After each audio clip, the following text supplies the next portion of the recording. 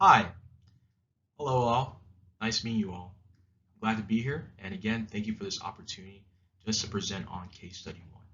I'm glad to be here at Budweiser, and thank you again for providing the data sets. I will be using the data sets to create models to give good suggestions for the future. So again, thank you all. My name is Nguyen. Um, Thank you again for allowing me to look at the data sets. The data sets were all about 2,410 U.S. craft beers, and in the breweries, there's about 558 U.S. breweries. Looking at the craft partners, there's a lot of cool ones, a lot of ones that I've known well, the 10 Barrel Brewing as well as Four Peaks.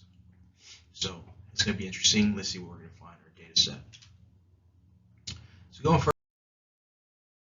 first, I'm going to categorize the states into breweries, and so I want to see how many breweries are in each state. Looking at the data, it looks pretty awesome. There's a lot of good information. The first good piece of information is Colorado. Colorado has the most um, breweries with above 40, and the least amount is North Dakota and DC. Okay, and just for the future, just want to note that Texas is in the top 5. So a lot of good piece of information. We can see that Colorado is probably a popular state for drinking or making beer, whereas North Dakota, DC, maybe not a place where people make beer. And one thing to note is Colorado, Texas, and other of the not the biggest, but probably those states have more probably better resources to create beer, better weather and stuff like that. So who knows what other factors can influence the amount of breweries in a state. Um, So when we were looking at our data, we found that in the IBU section, there was 1,000 missing values. And in those data sets, we also had 100 missing ABV values and 5 in style. Looking at the graph, you can also tell that um, there's there's a whole bunch of more IBU values being missing than there are ABV. So that's kind of concerning because 1,000 is about a little less than half of our observations in total. And so we were deciding if are we going to remove the data sets that have missing NA values, or are we going to impute them instead? Now, imputing means we're going to replace the NAs with the median values, and removal means we're going to go ahead and take it out all entirely.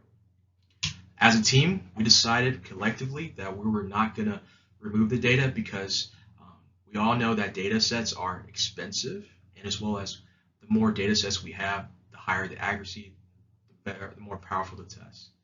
And so we're going to go ahead and impute our data, meaning that we're going to take all the NAs of the IBVs and replace it with the median IBVs across the board. Okay, this may influence our data a little bit because there's going to be 1,000 of them, but it'll be a proper more. We can still extract information from the ABVs rather than removing them. So first thing we're going to do is look at the median ABV for all states so that we can tell like how much is the difference. And so if you look here on the graph, you see that they fluctuate between 0.04 and 0.04 and 0.06. And so here we can obviously tell that it'll be kind of weird using the median to impute, but you can see that if we did, there would be some sort of line that goes across here, and we can see that it'll somewhat approximate the distribution of that. And so it'll be a closer guess if we impute the data.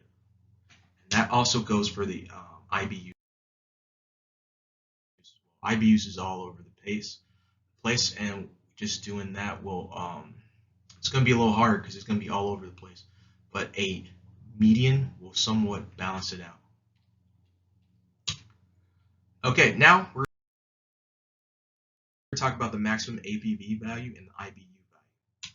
In our findings, we found that Colorado has the highest ABV at 0.128.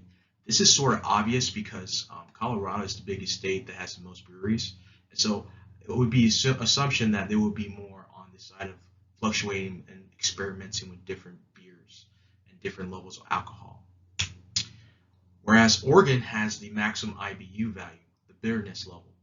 And this is very interesting because looking at the previous graphs, Colorado again has the maximum amount of breweries, and so here they have a more tools and more breweries to experiment, create more different types of beers.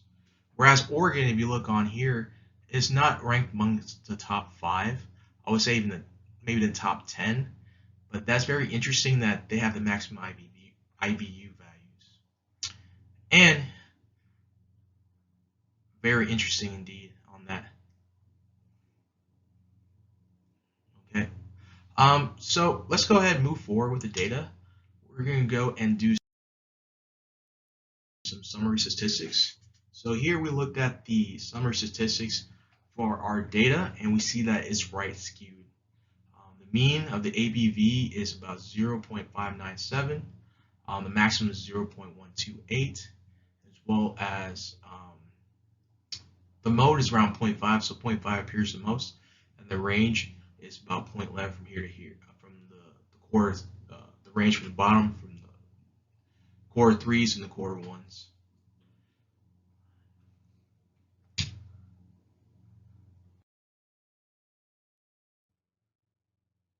So now we're going to look at the relationship between ABV and IBU. If you look here, the relationship, if we graph it on this X and Y axis, that it looks linear. The more we can say that there's a mild positive linear relationship, the more ABV values you get, the more IBU you get. There are some outliers in the data for here, for instance, where the IBV value, so here, for instance, the IBV value is ABV value is the highest, but it has the middle IBU value. And there's a data set right here where it has a pretty high ABV, but one of the lowest IBU. So the variance in our data fluctuates highly, but again, here we have a somewhat of a mild relationship. Okay. Now we're going to go ahead and use our model. We're going to go with the KN prediction model. In our classification model, we're going to separate our data into 3 types of beers. We're going to call one beer IPAs, so it'll be considered IPA when it's named as IPA. The others will be named as ale, and whatever's not in those 2 categories, we're going to put that with one category called others. When we run these KNN model, our accuracy came out to be about 0.543, 54%. Then we did the training data and testing data to find the optimal K. Our optimal K is 5, and we went ahead and did this data with just 2 types only, which was IPA and others. But we found that there was not a lot of information extracted if we just did IPA and others. We want to go ahead and see, hey, what kind of drinks are people? What kind of drinks are all of them having, like IPAs, ales, or others?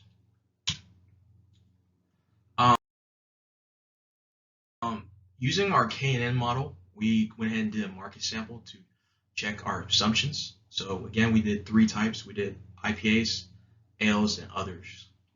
So with those 3 types, look at the first one. We see that if we plug in these values, it's classified as the dogfish beer or dogfish drink is considered an IPA probably. And if we plug that in with the Sierra Nevada Pale, it's going to give us a 85% probability that it's ale. Now, if you do a quick Google search of this, obviously, dogfish is going to be an IPA, and pale ale, Sierra, is going to be a ale. Now, Budweiser can be considered more of a beer drink, and so Budweiser can't fall in IPAs or ales. They're probably in the other section. Again, Budweiser is known for more of the beer. And so this K&M model is accurate enough, 54%.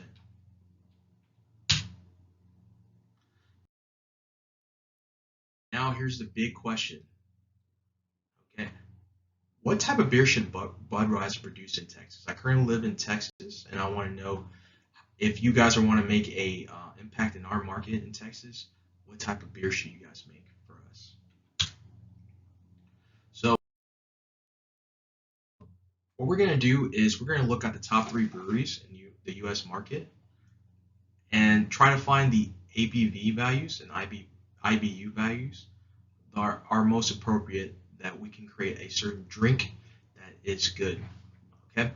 Now, if we look at the market share, we see that Brewery Vivint has about 62 types of beers produced in that brewery alone, whereas Sun King Brewing Company has 38, Oscar Blues has 33, and these are located in different locations: Michigan, Indiana, and Colorado. Michigan has 62 breweries, and so that's really, or not 62 breweries, but 62 different drinks created.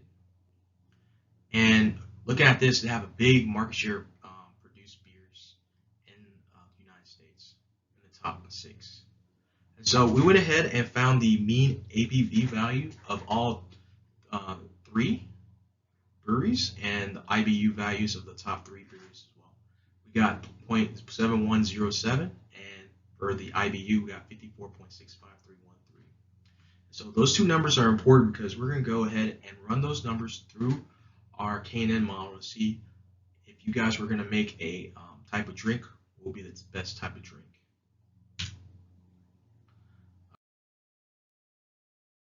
Before we get the final answer, we're going to go ahead and look at the Texas market for alcoholic drinks. And so here we see that in Texas, there's a lot of ales and there's a lot of others. Others can be a lot of different types of drinks: stouts, lagers, beers. And the least favorite, this is very interesting, is IPAs. So in Texas, there's not a lot of IPAs being brewed. And so this